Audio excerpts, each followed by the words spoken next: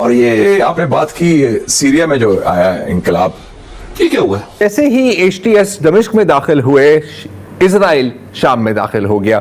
Israel इसको अपनी फतह बता रहा है, कुछ उसने आगे पेशकदमी भी की है बफर जोन के लिए।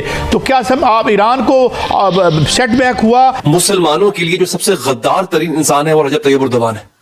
मेरे ख्याल में एर्दोगान साहब ने जो काम किया है वो कुछ 100 साल का बदला भी ले लिया है खिलाफत को जो सपोर्ट किया है। एक नया अलायंस बना US, इजराइल और तुर्की का। इसराइली फौज शाम के मुख्तलिफ इलाकों में वाक़े जो शाम का दिफाई निजाम है उसे खत्म कर रही है। और ये पाकिस्तान के लिए बड़ी तशवीशनाक सिचुएशन डेवलप हो रही है, क्योंकि ऐसा ऐसा करके एक एक करके हर वो मुल्क जो इजराइल के सामने किसी न किसी फॉर्म में खड़ा था वो उसका ब्रेकडाउन हो गया। इसराइल को 100 साल तारीख के अंदर कभी भी इसराइल को इतना बड़ा फायदा किसी ने नहीं पहुंचाया जितना इस इंसान ने, रजब तैयब एर्दोगान ने पहुंचाया। मिडल ईस्ट अब पहले वाला मिडल ईस्ट नहीं रहेगा।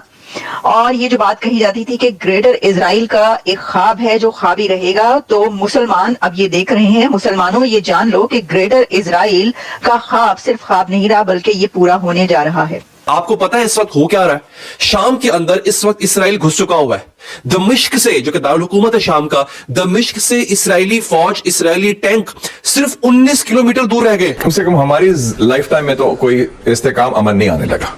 पूरा दुनिया हिली हुई है इस वक्त। एक राइट विंग एक्सट्रीम है, वो तो यहां तक समझते हैं कि दमिश्क तक जो एंशिएंट टेक्स्ट है उनका ये कहना है कि सारा इलाका ही एंशिएंट इजराइल का हिस्सा है। अब थ्रेट एक ही जगह से उनको, और उसी को न्यूट्रलाइज करना। वो थ्रेट क्या? वो है कि पाकिस्तान।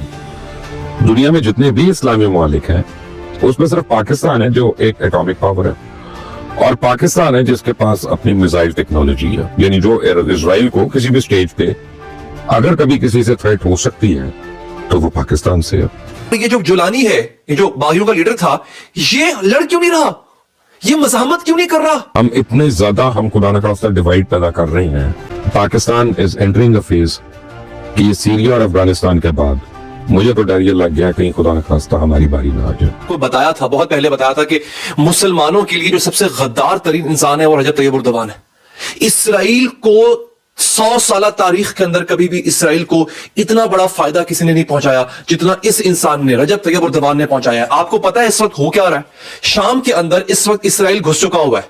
दमिश्क से, जो कि दारुल हुकूमत है शाम का, दमिश्क से इसराइली फौज, इसराइली टैंक सिर्फ 19 किलोमीटर दूर रह गए। ये सब कुछ किसका किया था? मुझे बताएं, वो क्या नाम है उसका, अबू मोहम्मद जुलानी जो है, वो जो बागियों का लीडर है, रेबल लीडर है, जो पहले अलकायदा में शामिल था, बाद में इसने अपना अलग ग्रुप बना लिया तहरीर शाम के नाम से। इस आदमी के जो चर्चे लोग कर रहे थे, बल्कि मैं उन लोगों से मुखातिब जो नीचे कमेंट्स में आके इस आदमी के, जुलानी के कसीदे पढ़ रहे थे, इस आदमी ने इसराइली फौज से लड़ने से इनकार कर दिया है। जिसको बशारुल असद का जुल्म, बशारुल असद एक जालिम आदमी था, इसमें कोई शक नहीं, लेकिन कम से कम इस वक्त इसराइल की इतनी ताकत नहीं थी कि वो शाम में कदम जमाता। इसराइली फौज शाम में दाखिल हो रही है, इस आदमी ने एक गोली नहीं चलाई है। वो दमिश्क से 19 किलोमीटर दूर है। मैं कह रहा था यह आदमी दाइश का हिस्सा रह चुका है, यह आदमी अलकायदा का हिस्सा रह चुका हुआ है, यह मुसलमान भी नहीं होगा शायद। इस आदमी के इसराइल से ताल्लुकात हैं। और इस वक्त सूरत हाल ये है, आप इस वक्त BBC लगाएं, CNN लगाएं, नहीं यकीन आ रहा मेरी बात पे, शामी एयरफोर्स तबाह हो चुकी है। कल रात जो लत्ताकिया एक शहर है शाम का, जो कि जिसकी तारीख है 400 साल पुरानी तारीख है शहर की, वहां पे 300 हमले किए। इस वक्त भी इसराइल शाम पे बमबारी कर रहा है। मुझे एक बात बताएं, बशार असद की हुकूमत जा चुकी हुई है, ठीक है, सवाल यह है कि अब गवर्नमेंट बिल्डिंग्स पे मिसाइल क्यों मारे जा रहे हैं? इसराइल क्यों मिसाइल मार रहा है हुकूमती बिल्डिंग्स के ऊपर? समझ से बाहर है। और ये जो जुलानी है, ये जो बागियों का लीडर था, ये लड़ क्यों नहीं रहा? ये मज़ाहमत क्यों नहीं कर रहा? इस वक्त जो बफर जोन था ना शाम और इसराइल का, कल रात वो फतह कर लिया इसराइल ने। अब खबर आ रही है कि दमिश्क से सिर्फ 19 किलोमीटर की दूरी पे रह गई है इसराइली फौज। ये हो क्या रहा है? शाम पे इसराइल का बाकायदा कब्जा हो चुका हुआ है। और ये सारा प्लान किसका था दोस्तों? ये सारा प्लान था किसका? तुर्की के सदर रजब तैयब एर्दोगान का। इस आदमी ने अपने एक पाव गोश्त के लिए पूरा ऊंट कुर्बान कर दिया। इस आदमी ने इसराइल को सेफ पैसेज दिया। ये जो खासतौर पे पाकिस्तानियों से मुखातिब हूं, ये जो आपको अर्तुगरुल ड्रामा दिखा के आप लोग तुर्की के गीत गाने लग गए थे ना, ये किया इस आदमी ने मुसलमान उम्मत के साथ। मुझे तो अजीब गुस्सा आ रहा है, आप यकीन कीजिए। इजराइल ने इस वक्त कई किलोमीटर एडवांस कर दिया है सीरिया के शाम के अंदर। उनका कहना है कि जी पहले तो हमारा बफर जोन था, जो हमारा मुआहदा था बशार अल असद के साथ, अब वो चले गए हैं, तो अब कोई मुआहदा नहीं है। अब बफर जोन का बफर जोन बन रहा है और फिर बफर जोन के बफर जोन का बफर जोन बन रहा है। लेकिन ये जाहिर है कि it is all self defence according to the west. जी नहीं, एक तो के कुनेतरा के गांव पर कब्जा कर लिया है, वहां पर बाड़े लगाई जा रही हैं, एक नया बॉर्डर बनाया जा रहा है। और मोस्ट क्रूशली माउंट हेर्नोन, जो सबसे ऊंची पहाड़ी है शाम में, वहां पर इजराइल ने अपना कब्जा कर दिया। अच्छा, अब ये क्यों अहम है? क्योंकि यहां पर अगर आप आर्टिलरी इजराइल लगाती है तो दमिश्क सिर्फ 30 किलोमीटर दूर है, दमिश्क उनके निशानों में है। This is the only natural क्या कहते हैं डिफेंस इजराइल और शाम के बीच में। अच्छा, और पिछले 24 घंटों में तकरीबन 200 एयर स्ट्राइक्स हुई हैं इजराइल की तरफ से अक्रॉस सीरिया, क्योंकि एयर डिफेंसेस खत्म हो गए हैं, तबाह किए गए हैं, डीएक्टिवेट हो गए हैं। Military depots, military research, intelligence buildings, जितना भी असलाहा पिछली हुकूमत या रजीम का था उस सबको तबाह किया जा रहा है। और क्लियरली मकसद इसका यह है कि जो भी शाम को टेक ओवर करे उसके पास कोई स्ट्रेटेजिक कैपेबिलिटी ना हो कि वो कभी सोच भी सके कि वो इजराइल को निशाना बना सके। और आपको पता है कि सबसे पहले नेतन्याहू ने ही एक तकरीर दी थी अगेन ऑक्यूपाइड गोलान के आगे, जो नई जो ऑक्यूपाइड गोलान है वहां से। उन्होंने कहा था कि जी ये सब हमारी वजह से है, क्योंकि हमने ईरान और हिजबुल्लाह इनको इतना कमजोर कर दिया कि आपकी फतेह मुमकिन हुई।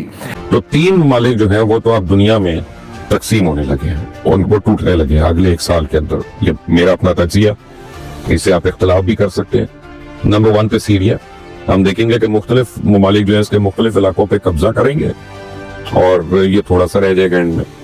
इराक है और बिलाखिर यमन के साथ भी उन्होंने इसी तरह करना। तो अब थ्रेट एक ही जगह से उनको और उसी को न्यूट्रलाइज करना। वो थ्रेट क्या? वो है कि पाकिस्तान। दुनिया में जितने भी इस्लामी ममालिक हैं उसमें सिर्फ पाकिस्तान है जो एक एटॉमिक पावर है, और पाकिस्तान है जिसके पास अपनी मिसाइल टेक्नोलॉजी है। यानी जो इजराइल को किसी भी स्टेज पे अगर कभी किसी से थ्रेट हो सकती है तो वो पाकिस्तान से है, या पाकिस्तान से हो सकती है। बेसिकली हो क्या रहा है, विदाउट रियलाइजिंग हम लोग जो है अपने मुल्क में, हमारे मुल्क में सेक्टेरियन इशू तो हमेशा से है। शिया सुन्नी का तो हमेशा से इख्तलाफ है, मजहब के नाम पे तो कत्ल होता है यहाँ पे। लेकिन अब हम लिसानियत का और हम अब फिरका वारियत के अलावा हम लिसानियत का और सुबाइयत का हम इतने ज्यादा हम खुदा न खास्ता डिवाइड पैदा कर रहे हैं विदाउट नोइंग कि ये कहीं सीरिया वाली कंडीशन जो है वो किसी और को कुछ करने की जरूरत नहीं है।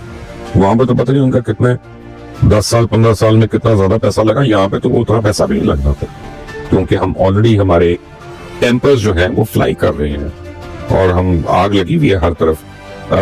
और बिल्कुल मैं एक सच बात कह रहा हूँ, किसी को बुरी लगे या अच्छी लगे, चाहे वो हुकूमत में हो चाहे वो किसी और ओहदे पे हो, कि मैं यहाँ से क्वेटा नहीं जा सकता लाहौर से, इट इज नॉट सेफ, बगैर बताए मैं शुमाली इलाका जात में नहीं जा सकता, या पाराचनार के पास मैं विजिट करने नहीं जा सकता फैमिली के साथ। ये टूरिस्ट स्पॉट है तो मैं जरा चले जाएं वहां पे। रात को आप पंजाब के अंदर से सिंध में नहीं एंटर कर सकते, कच्चे के इलाके के डाकू जो है वो हर तरफ फिर रहे हैं। इस मुल्क में कच्चे के डाकू अलग है और पक्के के डाकू अलग है, ऊपर सारे जो बैठे हुए हैं। और हमने कितने नो गो एरियाज अपने क्रिएट कर लिए यहाँ पे, और इतनी। नमस्कार दोस्तों, स्वागत है आप लोग का हिंदुस्तानी स्पेशल की एक और नए वीडियो में। दोस्तों, सीरिया में जिस प्रकार से युद्ध चल रहा है, अब तो सीरिया के प्रेसिडेंट जो है वो खबर आ रही है कि वो रूस भाग चुके हैं, लेकिन सीरिया में लंबा प्रोटेस्ट जो है वो देखने को मिल रहा है और अब एक मुसलमान ही दूसरे मुसलमान को मार रहा है, जिसको देख के पाकिस्तान काफ़ी ज़्यादा परेशान है। क्योंकि पाकिस्तान को ये बात लग रहा है कि सारे मुस्लिम देश में एक एक करके अगर आप देखें तो हर जगह पे प्रोटेस्ट ही जारी है। अगर पाकिस्तान को आप देखें तो वहाँ पे भी लगातार इमरान खान के समर्थन में जो है वो काफ़ी लोग उतर गए हैं, जिसमें कि ये भी खबर आ रही थी कि पाकिस्तान की आर्मी ने बहुत लोगों को मारा है। बांग्लादेश में देखें तो आपने देखा तख्ता पलट हो ही गया है, और जितने भी मुस्लिम कंट्री हैं वहाँ पे सब जगह पे प्रोटेस्ट हो रहा है।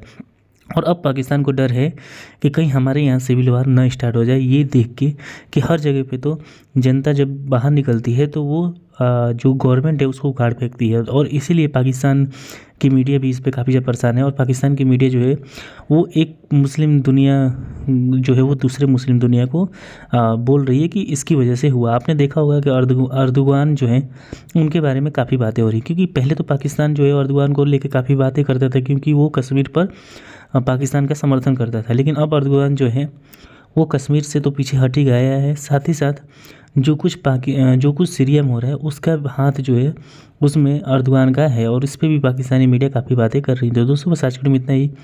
वीडियो अच्छी लगी तो वीडियो को लाइक और चैनल को भी सब्सक्राइब कर लीजिएगा।